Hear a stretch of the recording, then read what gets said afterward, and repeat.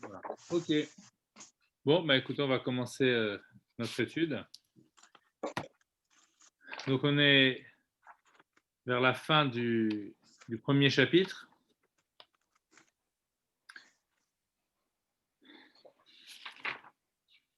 Donc on a vu la semaine dernière une notion donc, qui est très importante, qui est la notion de la Klippa, qui vient de la Kabbalah, et qui en fait donne une certaine perspective de ce qu'on appelle le mal. On a vu que ce n'est pas un mal qui se déclinait dans un premier temps sous une forme de morale, mais plutôt un mal qui se comprenait comme une perte de conscience, et comme une acquisition d'autonomie à l'égard d'une source, qui est la source divine, et qui finalement peut en arriver à nier sa source. Donc, il y a deux choses qu'il faut distinguer, qui sont vraiment très importantes. C'est cette dimension du mal en général, qu'on appelle la Klippa, et ensuite la particularisation du mal, qui va être chez l'homme ce qu'on appelle l'âme qui provient de la Klippa. Et ensuite, ça sera aussi, il expliquera par la suite dans le Tanya, toutes les choses qui existent et qui ne sont pas cachères et qui sont impures, et donc qui sont lors du processus de la création, pour reprendre l'image d'une chute, qui ont chuté, qui sont descendues tellement loin que finalement elles n'arrivent plus à percevoir leur origine. Donc, c'est toute l'énergie qui sous-tend l'existence, et en fait, les âmes que nous avons en nous, l'âme qu'il appellera par la suite l'âme animale, elle est comme le particulier de cette généralité, comme une sorte d'ambassadeur du mal. Donc c'est très important parce que ce qu'il faut comprendre, c'est que chaque acte mauvais que l'on fait, c'est une particularisation encore plus forte.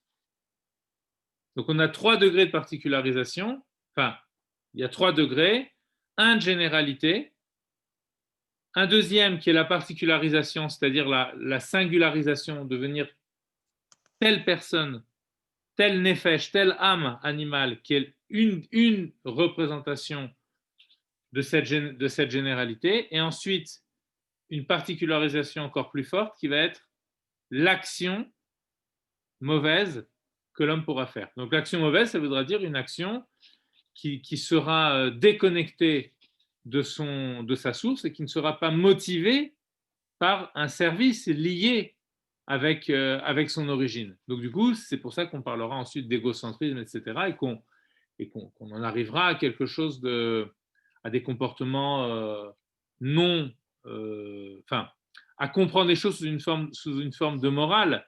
Mais ce que je voulais comprendre, ce que je voulais essayer de bien mettre en valeur, c'est qu'avant d'être une morale qui a l'air de se suffire à elle-même, le comportement de bien et de mal, c'est avant tout une forme de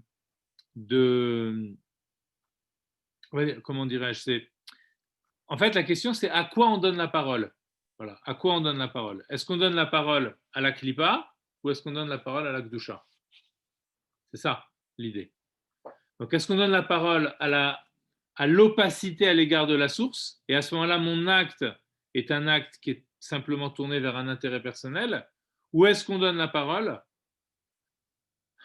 à une translucidité, à une clarté à l'égard de l'origine? Et à ce moment-là, mon acte est un acte divin. C'est ce qu'il expliquera par la suite. Il dira que les mitzvot, ce sont des actes divins. Mais là, dans ce schéma-là, on comprend pourquoi.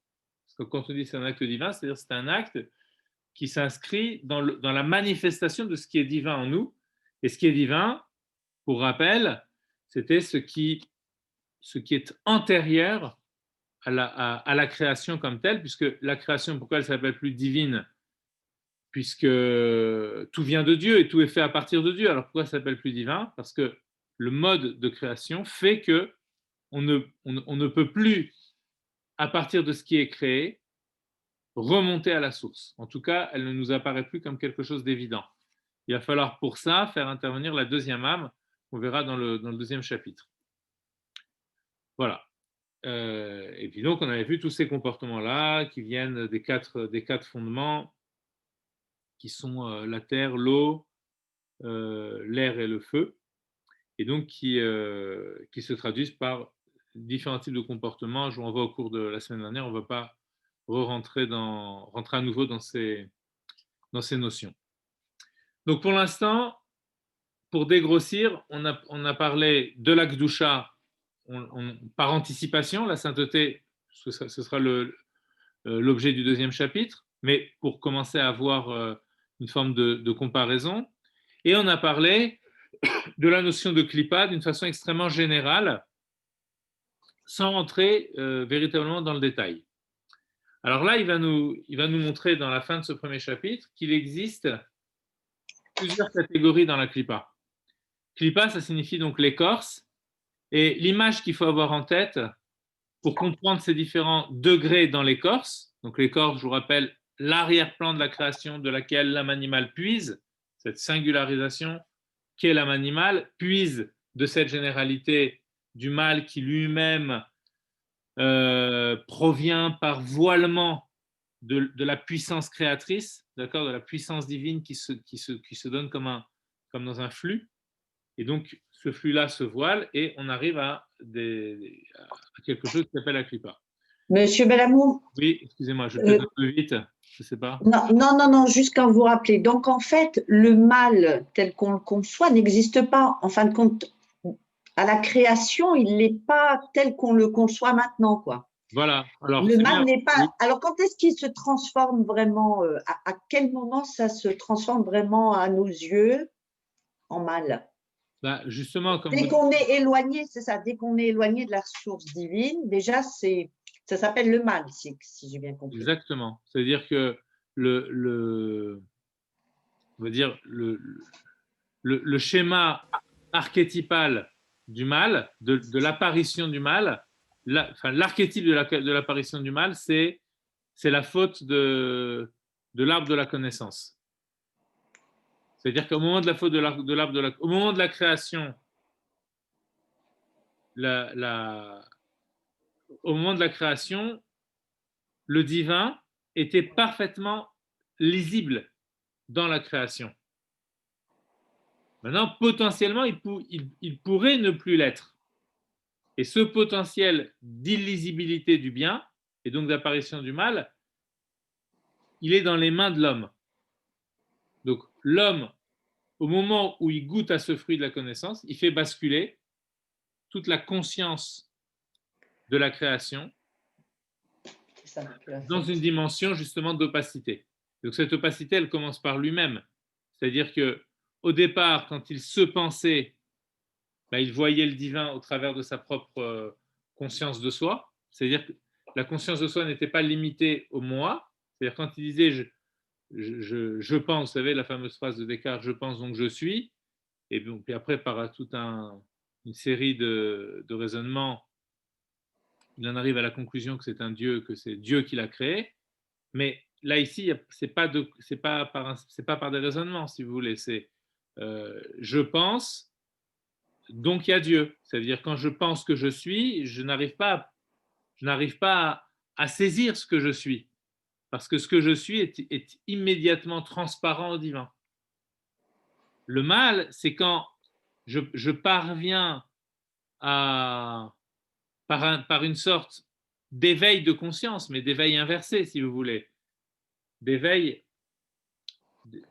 à, pour le dire différemment, on avait fait un cours sur l'arbre de la connaissance, mais par rapport à votre question, je reprends juste un petit peu cette idée-là. Si vous voulez, considérons l'ego humain comme une sorte de...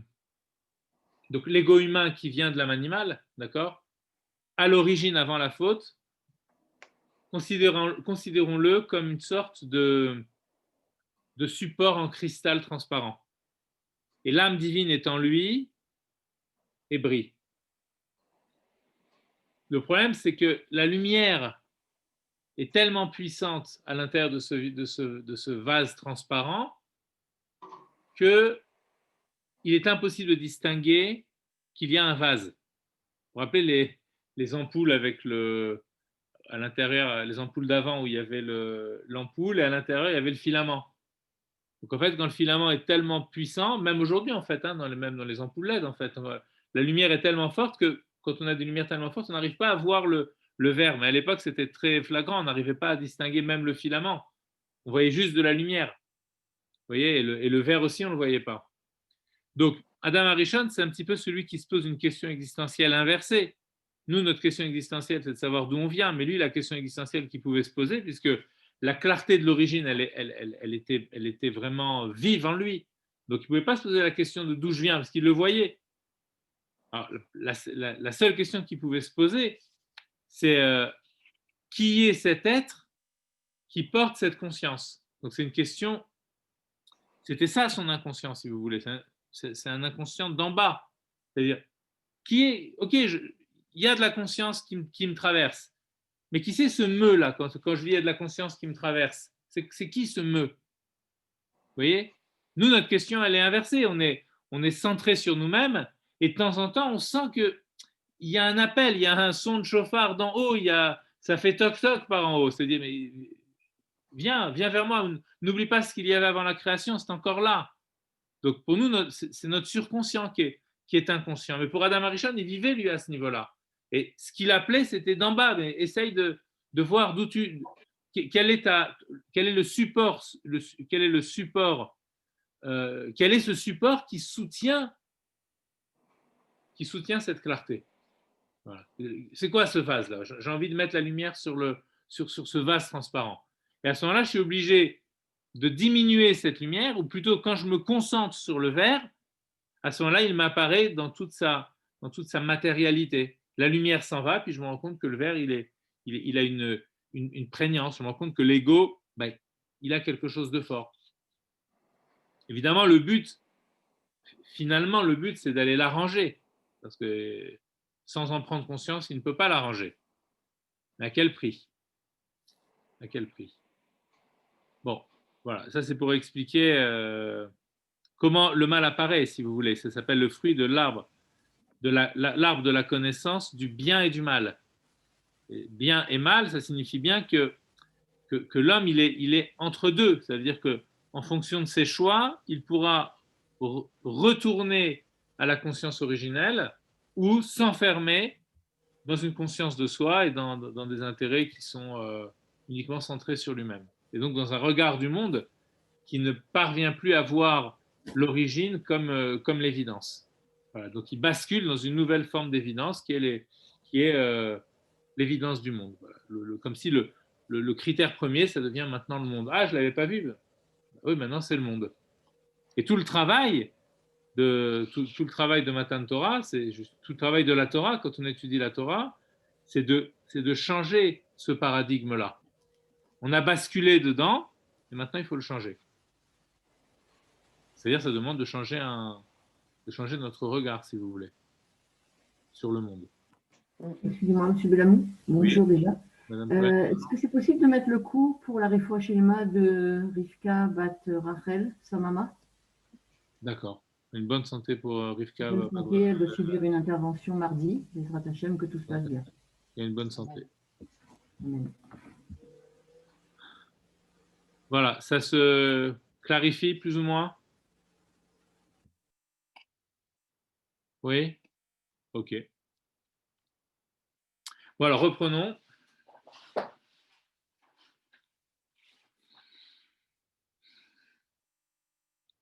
Alors, puisqu'on est dans des métaphores, on va continuer dans les métaphores. On va distinguer deux formes de clipage. Je fais une petite introduction avant de lire le texte. Alors, ce qu'on appelle les trois clipotes impures, les trois écorces impures, et une autre clipa qu'on appellera la clipat noga. Une clipa, une écorce encore comme une sorte de membrane translucide. Noga, ça signifie la lumière. Bon. Snoga, c'est ça? Noga, exactement. Noga. Alors, bon, vous avez sûrement eu l'occasion de voir un fruit qui s'appelle la noix. Mais pourquoi je vous dis si vous avez eu l'occasion? Parce qu'on voit plus rarement la noix quand elle est encore sur l'arbre. Alors, la noix, quand elle est sur l'arbre, elle n'est pas encore comme on la voit quand on l'achète dans le commerce. Elle a une écorce très épaisse, qui est une écorce verte, au-dessus de la noix. Enfin, autour, qui enveloppe la noix. Pour attraper la noix comme ça, avec son aspect boisé, il faut enlever cette écorce verte. Pourquoi je prends l'image de la noix? Parce que c'est un petit peu l'image qu'il faut avoir en arrière-plan lorsque l'on parle de ces quatre clipotes. Donc, voilà, c'est vraiment la meilleure image, c'est celle de la noix. Donc, dans la noix, vous avez une première écorce, une grosse écorce, qui est très épaisse. Ensuite, quand on a enlevé cette écorce-là, on a une deuxième écorce qui est vraiment la coque de la noix. Quand on ouvre la coque de la noix, on se rend compte que collé à la coque, il y a encore une forme une petite couche encore qui est un petit peu noire, qui est collée à l'écorce. Et ensuite, quand on regarde le fruit, on a une membrane qui est très fine, une sorte de peau comme ça, qui enveloppe le fruit. Donc cette peau-là, elle donne accès directement, elle est beaucoup plus transparente que les autres, beaucoup plus fine, et elle donne accès directement au fruit. Monsieur Bellamou? Oui. C'est le Admour Zaken qui prend cette métaphore ou c'est vous qui... Ça vient il me semble que ça vient de la... Moi, je l'ai vu une fois quelqu'un qui donnait un shiur et il avait ramené cette métaphore-là. D'accord. Donc, je trouvais qu'elle était vraiment parlante et il me semble qu'elle vient ou du Zohar ou de la Kabbalah ou du Harizal. Mais je ne suis pas remonté à la source de cette métaphore. Peut-être que c'est lui qui a imaginé cette métaphore. Mais comme on parle de shalosh klipot atmeot et de 3 klipotes qui sont complètement impures et de une klipa qui est translucide, donc vraiment, la noix, c'est la métaphore la plus adaptée. Je ne sais pas s'il y a d'autres fruits qui ont autant de couches vous voyez ce que je veux dire, qui ont autant de couches comme ça, même les graines de cacao, je ne sais même pas si ça correspondrait, même si je sais que c'est une grosse coque comme ça, mais à l'intérieur, il y a beaucoup de fruits, enfin, je ne sais pas, c'est vraiment pour retrouver une écorce qui correspond comme la noix, enfin, je ne sais pas. Bon. En tout cas, l'image, elle est intéressante. De toute façon, quand on parle de clipa, on parle de l'idée d'un fruit. D'accord? L'image d'une clipa qui entoure un fruit, elle est rapportée dans la chassidoute. Ça, oui. Mais que ce soit l'image de la noix, ça, je n'ai pas souvenir avoir vu cette image-là. Bon. En tout cas, ce qu'elle nous dit, cette métaphore, c'est que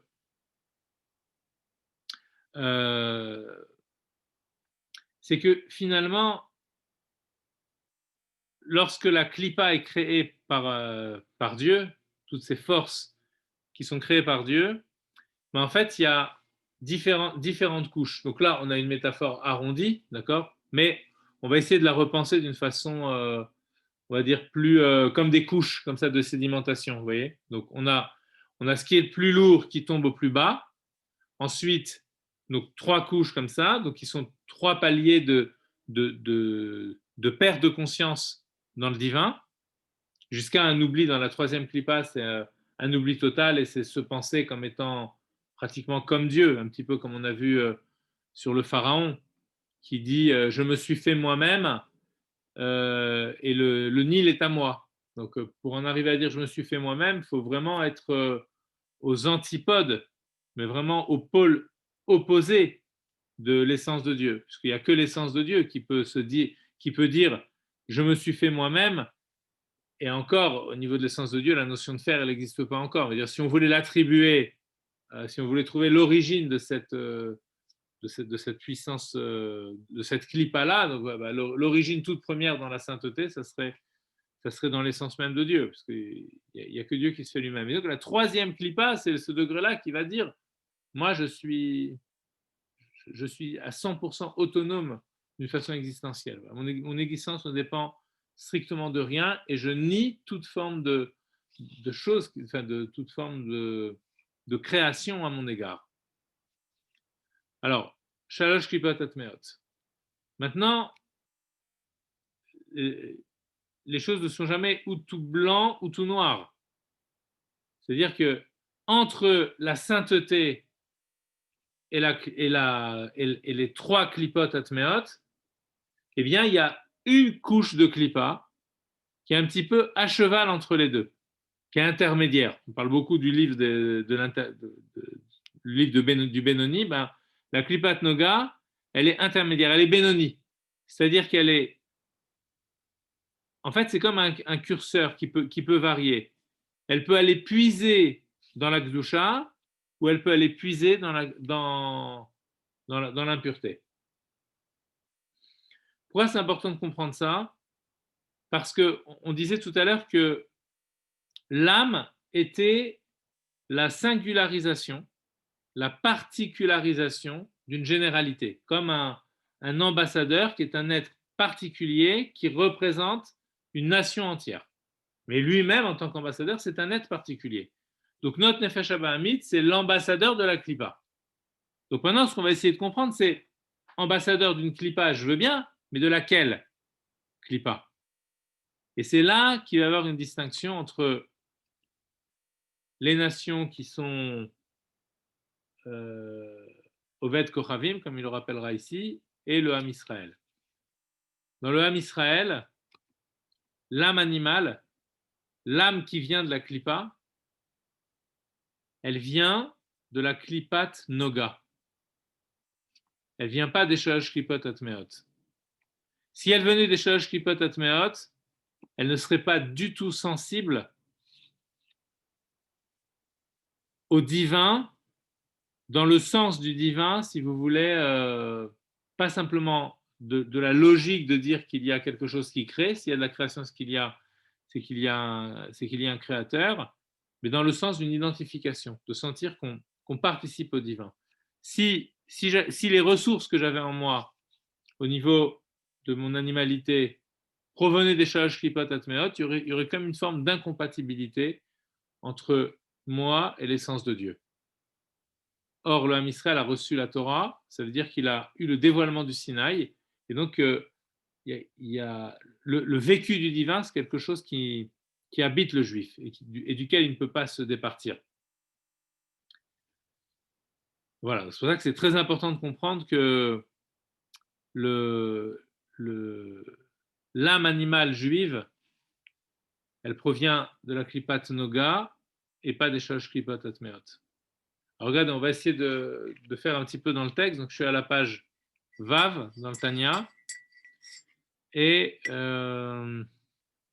donc, c'est la première ligne. D'accord? La fin de la première ligne. Vegam midot tovot. Shebeteva kol Israël. Et donc, on parlait des midot, des mauvaises midot. C'est-à-dire des midot, ça veut dire des traits de caractère. Donc, les bonnes midot, les bons traits qu'il y a dans la nature de tout Israël, Betol Dotam à leur naissance, Kmo Rachmanut ou Gmilut Chasadim, comme par exemple la compassion, la miséricorde la générosité, Ba'ot Mimena, elles proviennent de la Klippa. Très étonnant, parce qu'on a vu que la Klippa, c'était une forme de fermeture, cette écorce-là, où on se renferme sur soi-même. Et là, les traits de caractère dont il nous parle, les deux traits de caractère dont il nous parle, la compassion et la générosité. Donc la compassion et la générosité, c'est au contraire, c'est une forme d'ouverture vers l'autre. Puisque la compassion, c'est véritablement être capable d'aller sentir la souffrance de l'autre, être capable d'aller sentir sa joie, ce qui lui manque. Donc c'est ça, c'est pâtir avec l'autre. Donc Rahmanout, ça vient du mot rechem, qui signifie l'utérus, c'est-à-dire quelque chose qui porte la vie, c'est-à-dire sentir que l'autre est en moi. Dimension maternelle dans la Rahmanout. Et la Rahmanout, elle vient aussi de la Klippa. Alors, comment c'est possible? La Rahmanout, c'est le bien. Et Gmilut Rasadim, c'est aussi du bien. La générosité. Et prodiguer du bien. Pourquoi? Ki be Israël nefesh zo de Klippa, parce que ce qui caractérise le Israël, le juif, I miklipat noga. Même si cette âme-là, qui vient de la Klippa, donc elle vient de la Klippa, cette âme, elle vient aussi de la Klippa. Cette première âme dont il a parlé, elle vient de la Klippa. Mais elle est la particularisation de la Klippat Noga. Donc de cette première couche de Klippa, hein, c'est de cette Klippa intermédiaire qui est entre la Gdusha et la Touma. Chez Eshba, Gam Kentov. Or, dans cette Klippat Noga, il y a aussi du bien. Ve'i misod et adat tovara. Et d'où vient-elle? Eh bien, justement, de cet arbre de la connaissance qui s'appelle l'arbre de la connaissance du bien et du mal. Il ne s'appelle pas l'arbre de la connaissance du mal. Il s'appelle l'arbre de la connaissance du bien et du mal. Ce qui veut dire que quand Adam Arishon, si on reprend l'histoire d'Adam Arishon, quand il prend ce fruit et qu'il chute, en réalité, il chute à un degré de Klippat Noga, c'est-à-dire un degré où maintenant, maintenant tu peux choisir où tu vas. Tov ou Ra.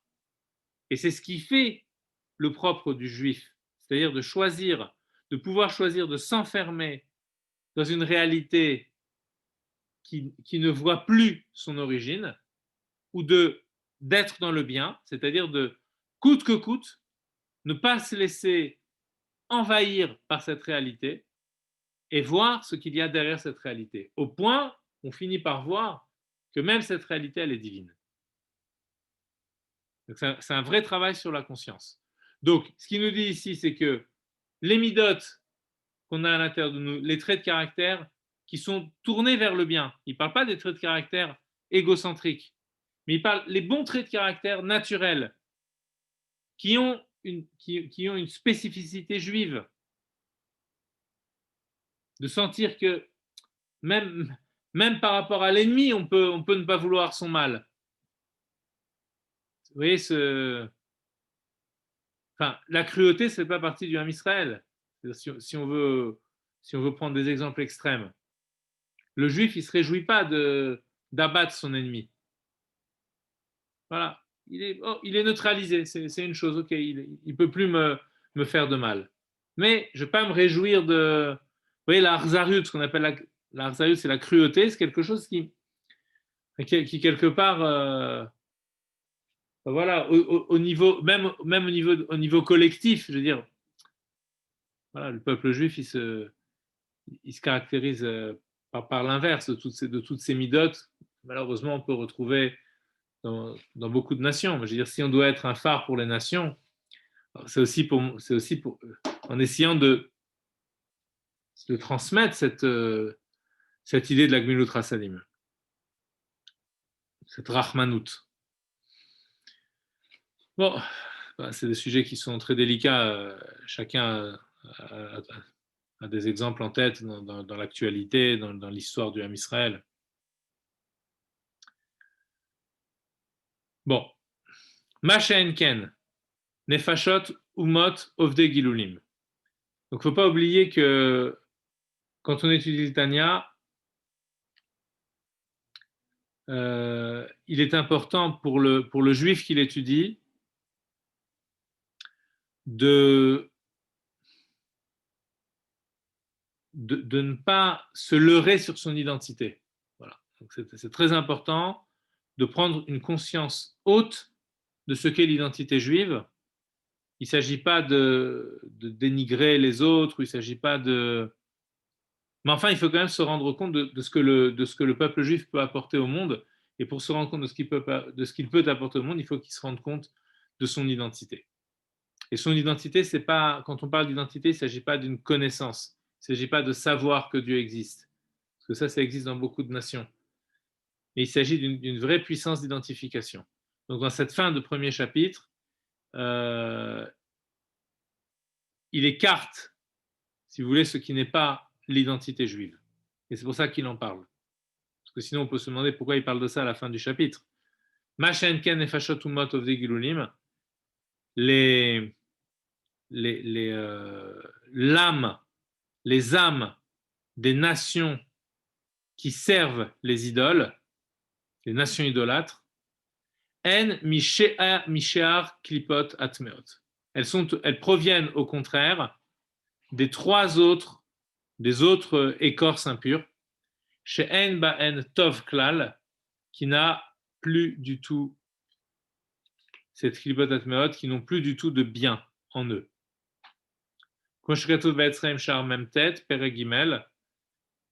Alors, comme le dit le Etzraim, Vechol tivu de avdin aumot of de gilulim, les garmaïou avdin. Alors, on va dire oui, mais attendez, il y a des nations qui sont idolâtres et qui font du bien. Donc, comment on peut dire qu'il n'y a plus du tout de bien en eux? Voilà, c'est du bien, il y a des actions bien qui sont faites. Alors, ce qu'il nous dit, c'est que les nations, quand elles font du bien, c'est pour elles qu'elles font du bien. Ou Gdeita Bigmara, comme la Gemara le dit, Al Pasuk Vechesed Leumim Chatat, à propos du verset qui dit le bien des nations est une faute, c'est un péché, quoi, est une faute. Alors, pourquoi un bien peut-il être, comment le verset peut-il dire que le bien est une faute? Chez Kol Tzedaka Vachesed Shumot of Digilulim Osin, Einan Ela Leitiaer Roulé. En fait, c'est commercial. S'ils font du bien, c'est parce que ce bien n'est là que par fierté, pour montrer, regardez, nous sommes la nation qui a réussi à sauver telle autre nation, à envoyer des denrées alimentaires à telle autre nation, etc., etc. Pour avoir un blason brillant, un drapeau qui puisse être visible partout. En fait, la Gemara dénonce le marketing, si vous voulez. C'est juste, voilà, pourquoi le bien existe, parce que c'est pour vous. En vérité, ce bien-là, vous le faites pour vous-même. Enfin, le bien purement altruiste, si vous voulez, le bien purement altruiste, qui ne sert absolument pas soi-même, il doit forcément puiser dans le bien absolu, c'est-à-dire dans le bien divin. Et pour qu'il puise dans le bien divin, il faut au minimum qu'il provienne de la Klipat Noga, de cette écorce transparente. Voilà. Pour les nations, faire du bien de façon absolue, ça demanderait, si vous voulez, et là il y aurait une connexion entre le Ham Israël et les nations, ça demanderait d'aller s'inspirer du Ham Israël. à ce moment-là, la lumière du Ham Israël, elle pourrait voilà, donner une certaine transparence aux nations. Mais pour cela, il faut encore que les nations reconnaissent cette identité juive comme étant une identité, au sens étymologique du terme, identité hébraïque, puisque hébreu, ça vient de ivri, et ivri, ça vient de Ever, Ever qui signifie le versant, l'autre côté, comme les Chachamim disent à propos d'Avraham Avinu, Avraham a ivri, Avraham l'hébreu, parce que Kol haolam me'everze, Avraham me'everze. Tout le monde est d'un côté et Avraham est de l'autre côté. C'est quoi qu'il est de l'autre côté? Ça signifie qu'il est de l'autre côté du monde. L'autre côté du monde, ça signifie que son âme est une pure transparence au divin, voilà, à ce qui précède le monde. À partir du moment où l'âme est une sorte de singularisation du monde, comme si elle était une particularisation de simplement l'énergie du monde, alors à ce moment-là, on est en effet miroir, si vous voulez. C'est-à-dire qu'on ne fait que se regarder soi-même. Un petit peu comme les miroirs qu'on met l'un en face de l'autre ou qui ne font que refléter ce qu'ils sont eux-mêmes. Et ça nous arrive de voir, quand on est passé entre deux miroirs comme ça, on passe entre deux miroirs et on se voit de chaque côté. On se voit comme à l'infini. Donc il faut casser, justement, il faut rendre translucide ce miroir pour parvenir à aller véritablement vers l'autre. Je crois que je viens de comprendre pourquoi dans les comment ça s'appelle, les mitzvot de Noach, non, comment on dit ça, les 7 mitzvot de Noach. Elles sont valables et elles sont effectives que si ils disent que ça vient, je ne sais pas si ils doivent dire que ça vient de la Torah ou s'ils doivent dire qu'ils croient en Dieu et qu'ils le font parce que ça a été décrété par Hachem. Oui, le Rambam nous dit que un Ben Noach, c'est-à-dire quelqu'un qui veut faire les mitzvot, les 7 mitzvot que la Torah a ordonné à Noach pour les nations, Noach, Noé en français, il ne doit pas les faire parce que Noé les a reçus, parce que Noach les a reçus. Le Rambam nous dit qu'il doit les faire quand il décide devant un Beth Din, etc. Il prend sur lui de faire ses mitzvot. Il doit les faire parce que Dieu les a donnés au Har Sinaï à l'intention des nations. Et en fait, c'est le point de connexion entre le vécu juif et le vécu non juif, si vous voulez, qui veut aller vers la vérité, qui veut aller vers l'essence de Dieu. Donc, pour qu'il puisse aller vers l'essence de Dieu, il faut qu'il accepte le Har Sinaï. À ce moment-là, il a une connexion avec la révélation du Sinaï. D'accord. Donc ça, cette inspiration ce sera la seule possibilité pour lui à moins de se convertir. D'accéder. Ah oui, s'il se convertit, à ce moment-là, se convertir, c'est quoi? C'est il se trempe au mikvé, ça veut dire que il annule dans le mikvé ce qu'il était auparavant, et à ce moment-là, il accède à la révélation du Sinaï. Merci. C'est exactement ça. C'est exactement ça. Ouais, c'est un travail. C'est un travail en vérité, ce n'est pas un travail que pour les nations, c'est un travail pour les Juifs aussi. Parce que le peuple juif ne s'est pas expliqué, si vous voulez, sur ce qu'il était véritablement. Quand il cherche à s'expliquer, on le considère comme étant suprémaciste, raciste, etc., avec toutes les connotations complètement erronées de notre époque, si vous voulez. En fait, nous, on démarre de paramètres qui ne sont pas du tout ceux qui sont considérés dans le monde. Puisque notre point de départ, c'est l'avant le monde. Alors les gens réfléchissent avec pour point de départ simplement le monde. Donc c'est très difficile de faire comprendre aux nations que même quand on dit aux nations qui sont idolâtres, etc., mais vous venez des 3 clipotes, atméotes, je dis, mais attends, tu nous prends pour qui? Alors nous, on est le mal absolu, etc.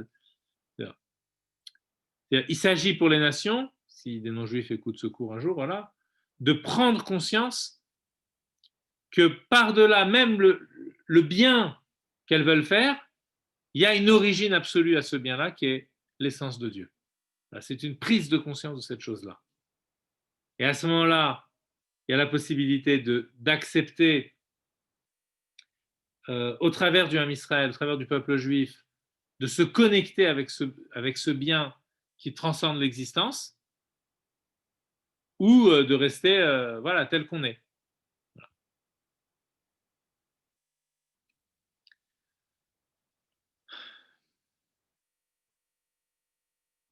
Bon, mais le Rambam lui-même finit son livre, le Yad HaChazaka sur la halacha, en disant que quand Mashiach viendra, eh bien, Umala Aretz Dea et Hashem, la terre sera remplie de la connaissance de Dieu, comme l'eau recouvre l'océan. Simplement, pour arriver à cela, en fait, l'homme doit se préparer, l'humanité doit se préparer. L'humanité doit se préparer. Monsieur Benamou, Oui. quand vous dites que donc ceux qui ne sont pas juifs, donc la source de leur neshama, elle vient des 3 klipot à Tmeot, impurs, enfin des 3 écorces qui sont impures, d'accord? Donc effectivement, j'imagine que ça doit être dur à entendre, donc vous avez expliqué, mais est-ce que c'est la définition du mal, les 3 klipot atmeot, c'est le mal, ou c'est toujours cette notion que, en fin de compte, c'est l'éloignement par rapport à Dieu? Oui, mais l'éloignement par rapport à Dieu, voilà ce qu'il peut provoquer. Vous comprenez? C'est-à-dire il peut provoquer des catastrophes. Puisqu'à partir du moment où on s'enferme dans cet éloignement, en fait, qu'est-ce qu'il y a? C'est quoi cet éloignement, finalement? C'est quoi cet éloignement? Comment on pourrait caractériser cet éloignement? Enfin, on va essayer d'être un peu binaire. Si je m'éloigne d'un pôle, si je m'éloigne du pôle Nord, c'est que je me rapproche du pôle Sud. Donc, si je m'éloigne de la conscience du divin, et si les êtres créés s'éloignent, on verra dans les chapitres suivants. Donc, bon, si on s'éloigne de Dieu, pour être vraiment très simple, de quoi on se rapproche? De quoi on se rapproche? Du mal. Oui, mais ça veut dire quoi? C'est ça. Bon, alors, on oublie le mot mal, d'accord? On essaie de comprendre, de donner une consistance, si vous voulez, à la chose. C'est quoi? De quoi on est en train de parler? Du vide. Par rapport à l'humain. Il y aurait l'existence. Si on va chez l'homme, il s'éloigne de Dieu, il se rapproche de quoi? De lui, de son ego. Du corps. Voilà, exactement. De lui, de son ego. Il se rapproche de son ego, de son corps. Or, ouais, c'est ça. Plus je me rapproche de mon ego, et plus je m'éloigne. Et plus je m'éloigne de Dieu, et plus je m'éloigne des autres aussi. C'est-à-dire plus je deviens cette bulle-là, cette bulle miroir dans laquelle je ne vois que moi. Donc si ton âme vient de là, ça veut dire que dans un premier temps, tu ne peux rien y faire. Ça veut dire prends conscience déjà que tu es comme ça. C'est fondamental. Là, ici, il faut faire attention parce que le Admor Hazaken, il place le juif ici à un degré de Klipat Noga, mais si on regarde bien dans le texte, il dit les midot tovot, donc les bons traits qui sont dans la nature juive. Il ne dit pas que la nature juive, elle a que des bons traits. Oui, quand on ne fait vivre en nous que cette nature juive. Maintenant, le juif, il peut faire du mal aussi. Il peut être cruel, il peut être égocentrique, il peut être mercantile, il peut être être orgueilleux, être tout ce qu'on veut. Mais comment c'est possible? Si son âme animale vient de la Klipat Noga, il ne devrait pas avoir les traits de caractère dont il a parlé avant. Le Hesh, le feu, chez Nigbal et Malal, l'orgueil, etc. Ça, c'est tous les traits de caractère dont on a parlé. C'est des traits de caractère de la. Enfin, c'est quoi l'origine? C'est les Shalosh Klipot Atmeot, c'est pas la Klipat Noga. Donc ça veut dire quoi? Ça veut dire que la Klipat Noga, et donc mon âme aussi, même mon âme qui vient de la Klipat Noga, elle aussi, elle peut varier. C'est-à-dire que quand je fais quelque chose de mal, ça veut dire que je vais puiser dans la Klipat Noga, dans les shalosh Klipot Atmeot, dans les 3 Klipot impurs. Et c'est à cela que je donne la parole. Je ne suis plus l'ambassadeur du divin, je ne suis plus la particularisation même de la Klipat Noga en tant qu'elle est translucide. Translucide, ça ne veut pas dire qu'elle produit de la lumière, c'est-à-dire qu'elle laisse passer la lumière. Mais ça veut dire que, autant elle peut laisser passer la lumière, autant elle peut laisser passer, si j'ose dire, l'obscurité. Donc même le juif, Chas v'Shalom, mais même le juif peut aussi aller puiser dans les shalosh klipot atmeot. Et inversement, quand il parle du non-juif, il parle, ici, il ne dit pas les non-juifs, il dit les nations qui sont ovdei gilulim, qui servent les idoles. Bon, alors, qu'est-ce qu'il dit? Il dit que le bien qu'ils font, c'est par fierté. Mais il ne dit pas qu'ils ne font pas du bien. C'est ça. Ça veut dire qu'il vaut mieux faire du bien par fierté que de ne pas faire du bien. Il vaut mieux aller sauver quelqu'un qui va se noyer pour recevoir une médaille que ne pas le sauver. Enfin, pour vraiment schématiser, quoi. Il vaut mieux aller le sauver pour se dire je vais avoir un bien-être, une satisfaction personnelle d'avoir fait ça, plutôt que de ne le pas faire. Ok, bah, tu te débrouilleras après avec ta satisfaction personnelle. Mais il vaut mieux le faire pour ça, au départ. L'urgence, c'est pas de se dire ah non, je ne le fais pas parce que je vais avoir une satisfaction personnelle. C'est pas ça l'urgence. Vous comprenez? L'urgence, c'est de le faire. C'est fait. Après, tu verras ce qui se passe. Et même le juif aussi peut faire le bien par satisfaction personnelle. Alors, évidemment, si on fait le bien par satisfaction personnelle, ce n'est pas un vrai bien. Le vrai bien, c'est quand on est dans la satisfaction divine, pas personnelle. Personnelle, c'est on est vers l'ego. Divine, c'est l'ego qui est ouvert. Donc là, c'est pour ça qu'on dit qu'on doit vouloir faire plaisir à Dieu. Très souvent, les enfants pensent à, quand on est jeune, on croit que c'est une sorte de, vous voyez ce que je veux dire, une sorte d'entourloupe spirituelle, pour que les gens avancent dans la religion. On leur dit ah, ça fait plaisir à Dieu. Tu me prends pour un bébé là ou quoi? Je suis un enfant, tu as fait plaisir à papa, fait plaisir à maman. De quoi tu es en train de parler? Tu as fait plaisir à Dieu. On ne parle pas de ça. On est en train de dire, il y a aussi quelque chose de vrai dans cette idée-là, bien entendu. Mais ici, ce qu'on veut dire, c'est que quand on procure un plaisir à Dieu, c'est-à-dire qu'on est aux antipodes du plaisir personnel. C'est-à-dire c'est un retour vers le haut. Mais bien évidemment que là aussi, il y a un plaisir pour l'homme. Mais c'est un plaisir infini. C'est le plaisir d'Adam Arishan dans le Gan Eden, où il est dans un lieu de plaisir. Et c'est quoi comme plaisir? Ce n'est pas le plaisir d'être soi. Vous comprenez? On parlait la dernière fois de coaching, etc., avec madame. Oui, vous vous rappelez? Je faisais une certaine critique par rapport à ces choses-là, parce que ce que je remarquais, c'était très souvent, ce qui est visé, c'est le bien-être personnel.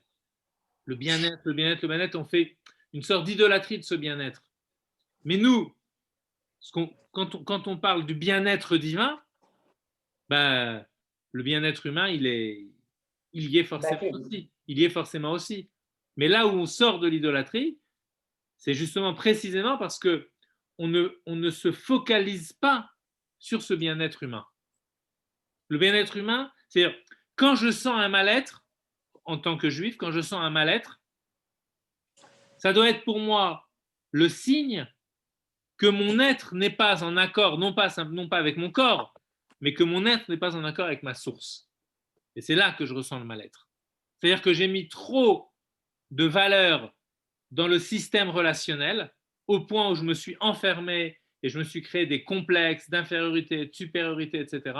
Toutes les formes de mal-être que vous saurez certainement bien mieux que moi lister, d'accord? Mais n'empêche que le point commun, c'est qu'à chaque fois, il vit, lui, un mal-être, il est malheureux, etc., etc. Alors qu'en réalité, la solution, elle n'est pas forcément dans le recentrage sur soi, mais l'équilibre vient toujours de quelque chose qui est au-dessus. au-dessus en tant que force, si vous voulez. C'est Une question. Oui, allez-y. En fait, quand vous dites que Adam Arishon, il tombe, il chute dans la Klippa Noga, ça serait pas, et qu'il a le choix, ça serait pas l'origine du libre arbitre? Bien sûr que c'est l'origine du livre. Voilà, c'est ça, d'accord.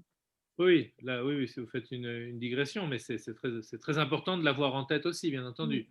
De toute façon, à partir du moment où on parle, là vous donnez consistance, si vous voulez, à cette notion du milieu, Mm. d'accord, qui est très chère au Admorazaken ici et qui sera très important dans toute la Chassidoute. Cette notion du milieu, le Benoni qui est entre le Tzadik et le Racha. La Klipat Noga qui est entre la Klippa, entre les Shosh Klipot Atmeot, les 3 Klipot impurs, et la sainteté, la Gdusha. Voilà. Et c'est effectivement quand on est au milieu qu'on peut avoir le choix. Absolument. Bon, on a fini le premier chapitre. Je vais vous laisser méditer à tout ça. Je suis désolé pour le retard, je suis arrivé 5 minutes en retard. Je pense qu'il vaut mieux qu'on commence le deuxième chapitre la semaine prochaine, Bezrat Hashem, qu'on se laisse le temps un petit peu de réfléchir sur ça, parce que si on commençait, c'est pas que je ne veux pas, mais c'est-à-dire que si on commence, ça va nous, on peut pas le faire en 3 minutes, quoi, c'est pas possible. Donc ça va nous amener vraiment assez tard, et ensuite, voilà, moi j'ai cours après, dans 3 quarts d'heure j'ai cours, donc. Monsieur Delamour, Okay. S'il y a encore une ou deux questions, je veux bien, puis ensuite. je peux vous demander de nous écrire sur le WhatsApp Shalosh Klipot Atmeot en hébreu, s'il vous plaît. Ouais, si vous voulez. Ça ne vous dérange pas? Merci beaucoup. D'accord. Excusez-moi, Monsieur Belamou, j'avais juste une question. Ça vous embête pas? Non. Voilà. C'est juste, vous dites que les goïms, ils font tout par intérêt, oui. Alors, par exemple, la question des Chasdé Mota Olam, des Juifs parmi les nations qui se sont mis en danger pour sauver des Juifs pendant la guerre, etc. C'était pas du tout ni pour s'enorgueillir, ni pour leur intérêt. Au contraire, ils mettaient leur vie en danger. Non, mais. Voilà. Il en parle à Mourazakan dans le Tanya, je crois, des Chasdé Mota Olam en plus. Non? Oui, mais là, il vient d'en parler justement Voilà. en disant que même ce chesed-là, il parlait des chassidés ou mataolam. Des chassidés ou mataolam. Chassidé, pardon. Alors, ce qui va être appelé chassid ou mataolam, c'est justement quand ce chassid-là, quand cette personne-là va produire un acte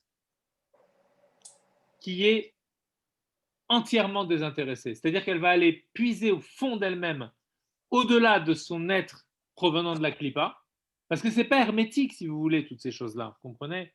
Et là, on est en train de faire la théorie des clipotes, mais ça ne veut pas dire que c'est hermétique. Même quelqu'un, le Harizal dit, pourtant c'est lui qui est, en s'appuyant sur Zohar, qui donne vraiment la théorie des clipotes, ok?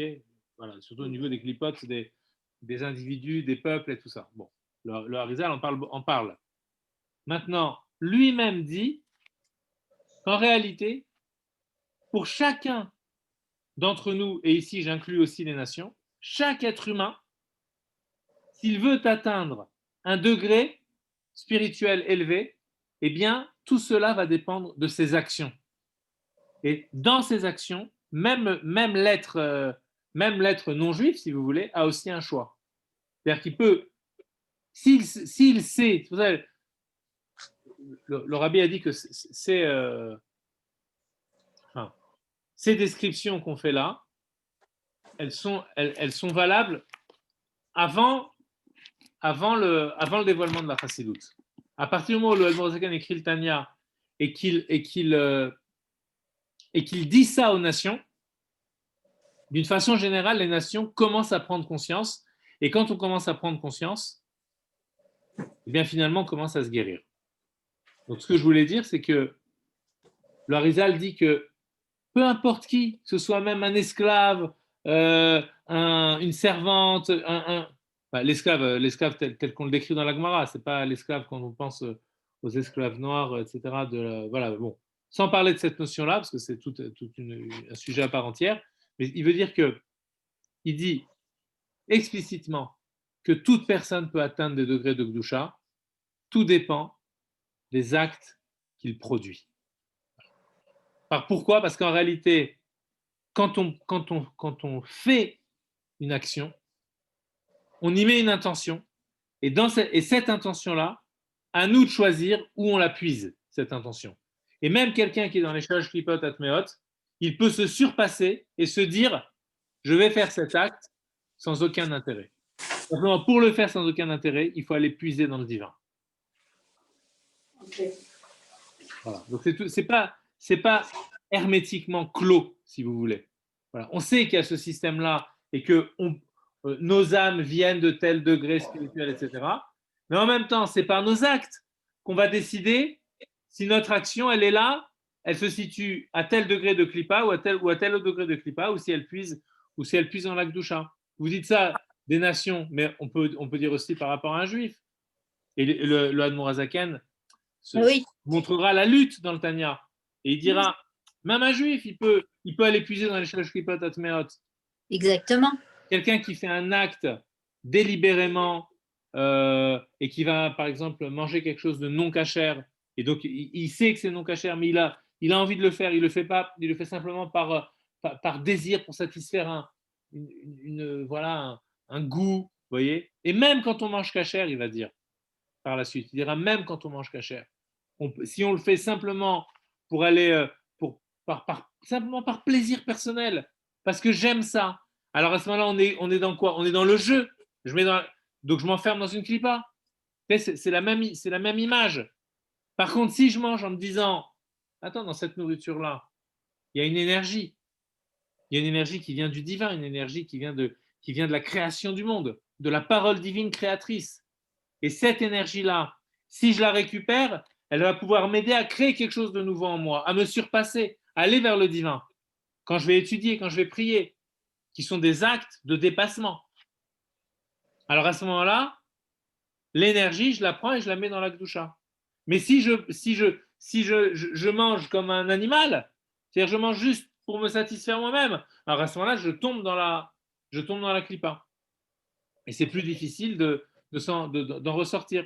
Et même si on mange cachère, comprenez? Alors, on verra, on étudiera tout ça par la suite.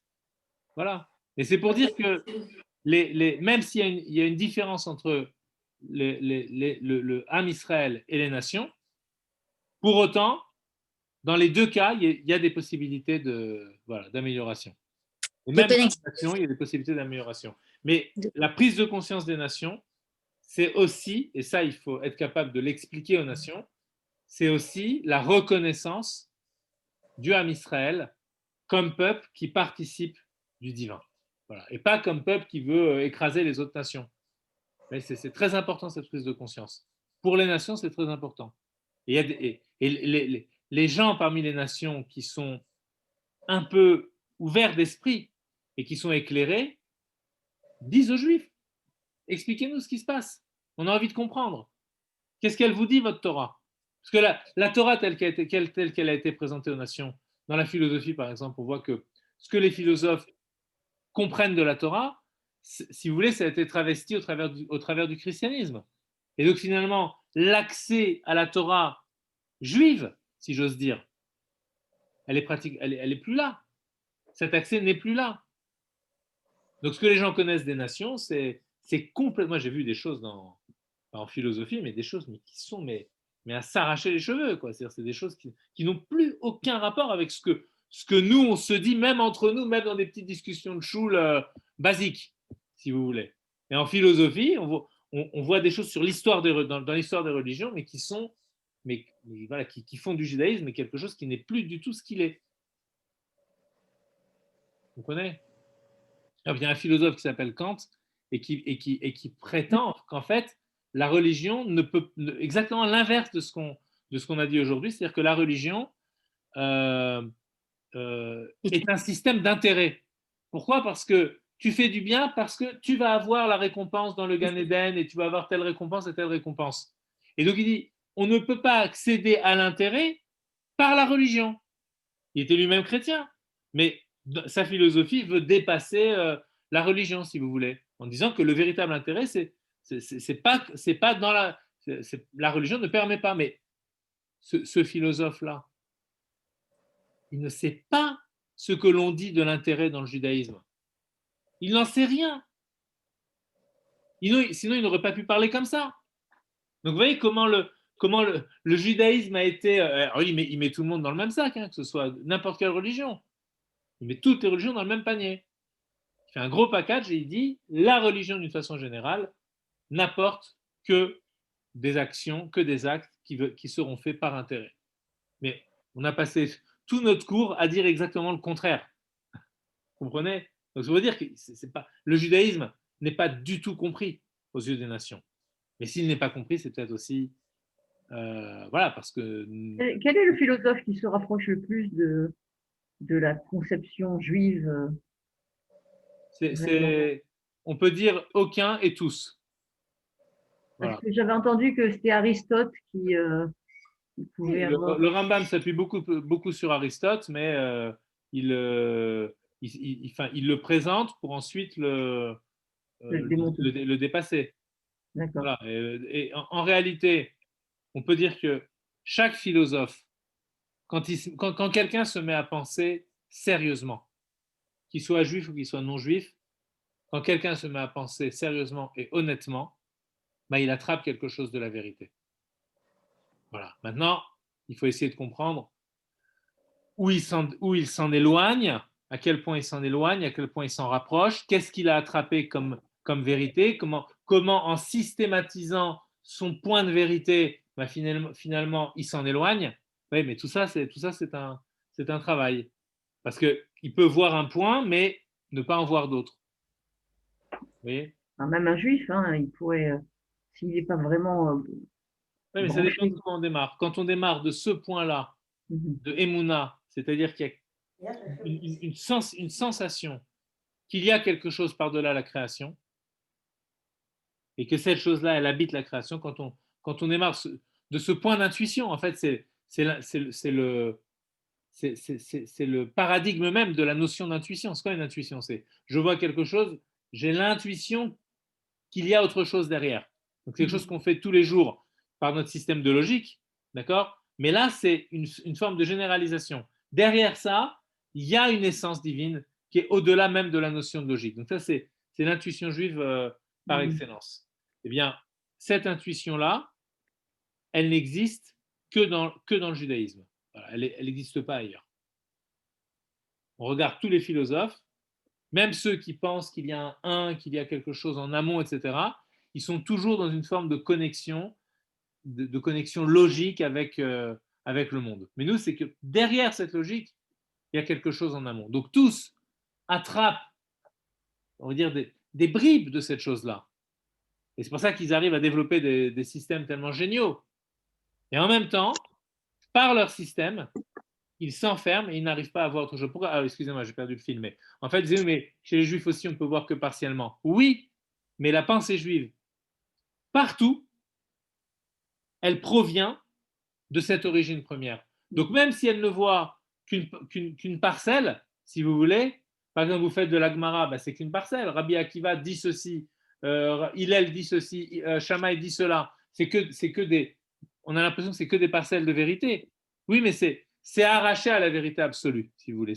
Ça puise dans la vérité absolue qui contient tout. Donc du coup, même dans ce morceau, on a une totalité. Donc il n'y a pas l'enfermement dans le parcellaire, si vous voulez.